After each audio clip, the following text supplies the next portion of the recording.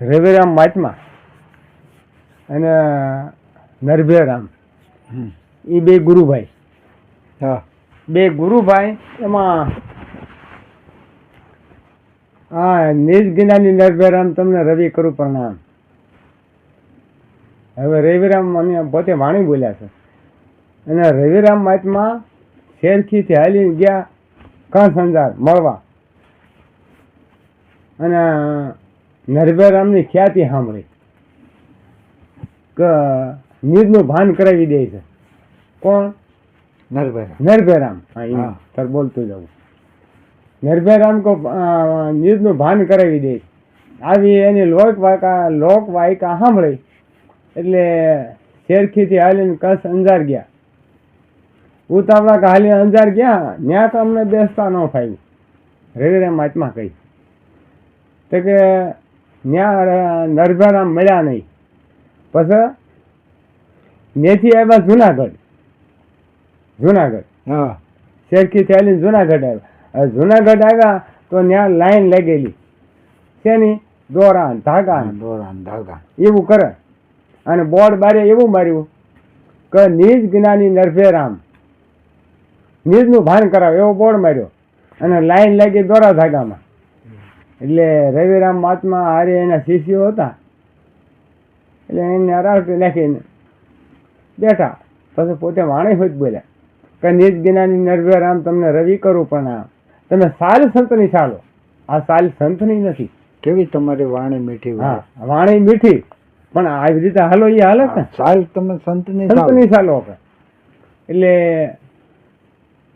રવિરામ મહાત્મા રહ્યા એને દૂધનો કટોરો ભરીને મોકલ્યો. ચલો ચાલ, સમજ્યા?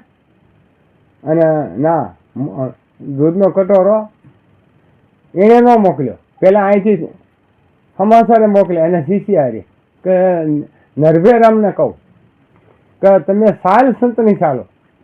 તમારી વાણી મીઠી વાય, નિજ જ્ઞાની નરભેરામ તમારી વાણી મીઠી વાય. આ સાલ કે સંતની ચાલો તો નેથી સામેથી દૂધનો કટોરો ભરીને મોકલ્યો. ચલો ચાલ કે હું ભરપૂર છું. કોણ કહે છે?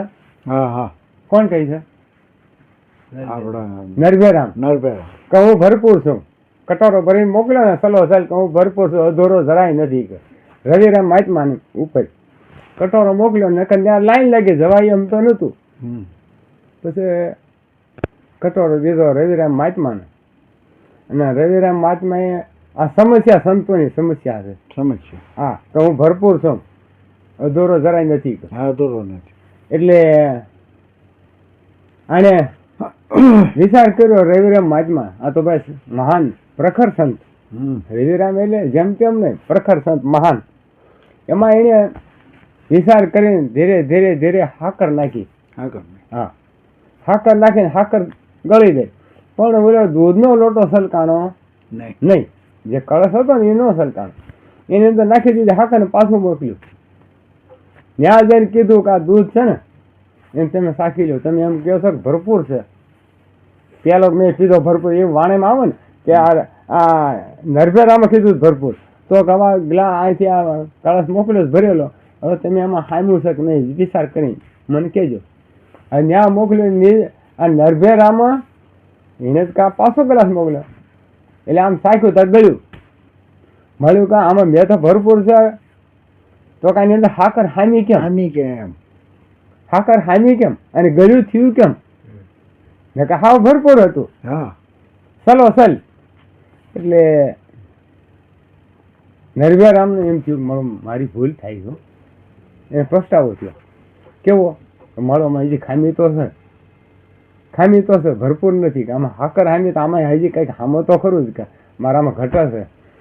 પછી એ રવિરામ મહાત્મા વાણી બોલ્યા, નિજ જ્ઞાની નરભેરામ તમે સાલ સંતની ચાલો. વાણી તમારી મીઠી વાય પણ સાલ સંતની નથી. સંતની સાલ હોય ત્યાં લાઈન ન લાગે, દોરા થાકા ન બાંધે, જંતર મંતર ન કરે. એ કયા સંતોને ભજન જ હોય. એટલે વાત કરી હે નરભેરામ. પછી નરભેરામ એ બંધ કર્યું દ્વારા ધાગા બાંધવાનું અને બોર્ડ ઉતારી લીધા નરભેરામાં. આ જુનાગઢ હમ એ વાણી છે. ગયા તા ગિરનારને મેળે, પણ બેસતા નો પાય. બેસતા ન ફાવ્યું. ગયા તા ગિરનારને મેળે રવિરામ કે અમને બેસતા ન ફાવ્યું. એટલે તમે સાલ સંતની ચાલો, તમારી વાણી બહુ મીઠી ભાઈ, પણ આ સાલ સંતની નથી. હા બોલો. પછી રવિરામ આને કીધું એટલે આ ઠપકો મીઠો દીધો હા કે જો આ છે ને દોરા ધાગા આમાં આવે ને આ સંતોની લાઈન છે.